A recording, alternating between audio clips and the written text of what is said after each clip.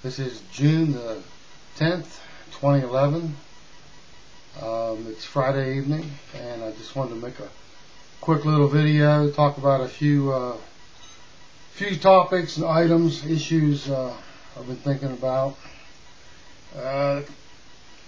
Concern Americans in every aspect. But the first issue I want to talk about was, and you don't hardly hear this. You might hear it like a little bit. We heard it in the 90s, and then it disappeared as soon as the elections were over. But it's term limits. And in my opinion, this is one of the only ways, short of a revolution, that the people in this nation are going to be able to reclaim their government, or at least have a chance to do that. There must be term limits on all elected officials, especially the House of Representatives, for instance. Instead of every 2 years having their seat up for election, it should be uniformed with the election of the president, 4-year term for them. Also the same for the U.S. senators of each state. It should be uniform with the 4-year term of the president.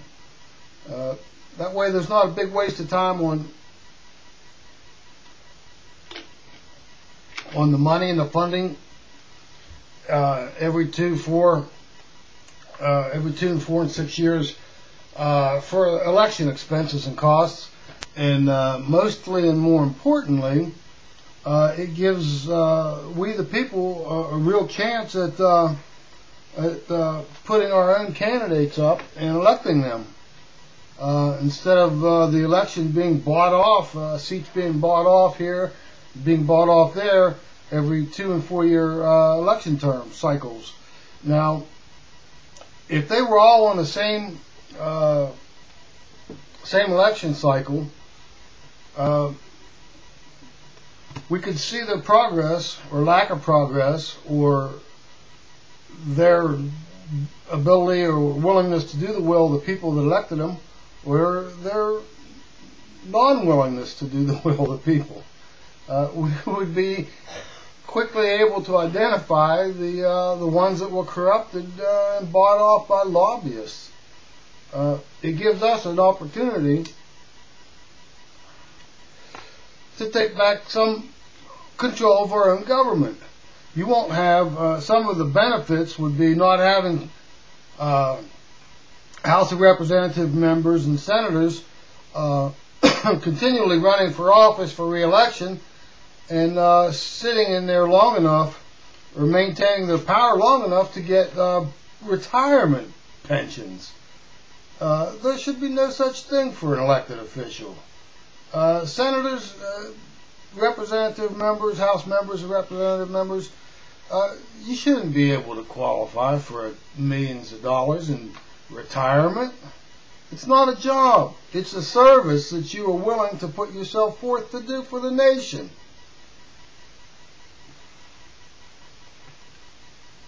That was one of the issues I had to bring up. Also, along with House Representatives, Senators, and President, our U.S. Supreme Court should be elected. The President can appoint, or nominate who he chooses to for the vacancies that might come up on the Supreme Court. But we, the people, should say who actually gets that position. And it, likewise, should be term limited. You should not get into a seat in federal government with that much power for the duration of your life. That's bullshit. That's begging corruption. Begging corruption. There should be a 3 or 6 year term limit on any U.S. Supreme Court justice. And likewise, the federal Court of Appeals around the nation and circuit courts, they should also have to be elected officials with term limits on them as well. Simply my opinion, I think it's one of the best ways we'd have an opportunity to take back the nation from the corrupt people that seized control of it at this point in time. Just my opinion. Another issue. Everybody whines and moans and bitches about taxes. Tax this, tax increase that, tax that. Government wants to increase taxes on this and on that. Let's come up with a flat tax that serves the needs of the nation, not gouge the public. I'll just throw some numbers out there. The federal government should not be able to get more than 10% of your income.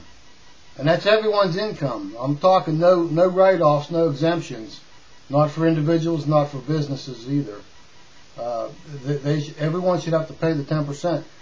Now we'll base the very lower end income earners would be exempt from this. You know, you'd have to come up with the scale. You know, who falls into that category? Those making less than you know, whatever the cost of living is in your area, 30,000, 20,000, 50,000, 100,000, I don't know. But there should be a way for the people that truly can't afford to pay the tax to be able to be exempted from it. But they can't file for a tax refund either, you know, so it goes both ways on them. And nobody can file for a tax refund. You pay your percentage, you paid it, it's gone. And the state governments, they could get up to 3% to take care of their state functions. That would be more than enough from the residents of each state to maintain the roads, to maintain public services and you know, water lines, sewer lines, things of that nature. And then your local municipal government should be I don't know, 0.5% to 1%. You know, that would be plenty of money for a city to function on. Now, what would go hand in hand with these flat tax percentages, and this is key, there would be no other tax. You would pay no sales tax. You would pay no property tax. You would pay no licensing fee to your states for driver's license, registrations of vehicles, hunting license, fishing license. You would not have to pay for all the fees. Right now they're tacked on through state regulations. Those would be eliminated via your 3% payment from your income, flat tax income rate. You know, that way they can't double dip, triple dip, quadruple dip on all of our income, on the earnings.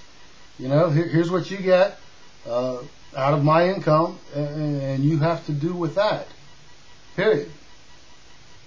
It's going to cause the federal government to be responsible with their spending and their money, as well as the state and the local governments as well.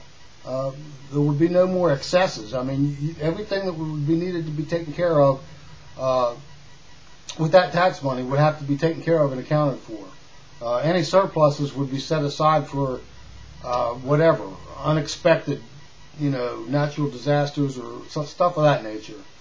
As far as that goes, you could even take an additional 1% deduction, flat rate deduction, and set it aside specifically for national emergencies and national disasters. You know, there you've got the money set aside. It can't be touched, of course, you know. Not like the Social Security locked box that's floating out there in space somewhere. Nobody can seem to find the key to it. Amazing. Another thing, big issue too, big issue as well, is with what's going on right now in our federal government, them banning around the idea of cutting back Medicare for people under 55 years of age. You know, that's bullshit. And not just because I fall into that category, but man, I've been paying into that system for a long time, and if they do that, I'm going to lose all that money, and that's not right. But benefits of that, you would have as well as Social Security. What you would need to do is set up private Social Security and private Medicare accounts. Each individual that works. That's what you'd have to do. And it would be a percentage of your income determined by the individual. So it's entirely up to the individual here. You're not forced into any amount. It's entirely up to you. If you want to set aside and make it easy for you in your elderly years, then you'll think wisely and do the right thing, and put a substantial amount there. But there should be no one forced into it, and likewise, there should be no charity given to those that don't account for themselves. Take personal responsibility. That's where that should be, and that's how I feel about it. One other issue that would need to be addressed is the Wall Street banks. They need to be stripped of their financial leverage that they now wield in this nation and around the world. No one, and I mean no one, should be listed as too big to fail. That is such a bunch of bullshit. And if you don't think it, you look at the situation that this nation is in right now because of their speculative financial instruments that they unleashed on the markets in the world. Just, devastating. Local banks in your local communities should have access to Federal Reserve loans at whatever the reserve's rate is at that time. That is, if the Federal Reserve isn't completely dissolved, which I think it should be. Our Treasury should be in charge of the money supply in this nation, not a Federal Reserve, private Federal Reserve system. But the local banks should have the control of their ability to loan locally. That would spur investment. Entrepreneurship would just skyrocket, which would increase the amount of people that had jobs, which would increase the amount of income governments would get. Beneficial all the way around. Local control. Local control.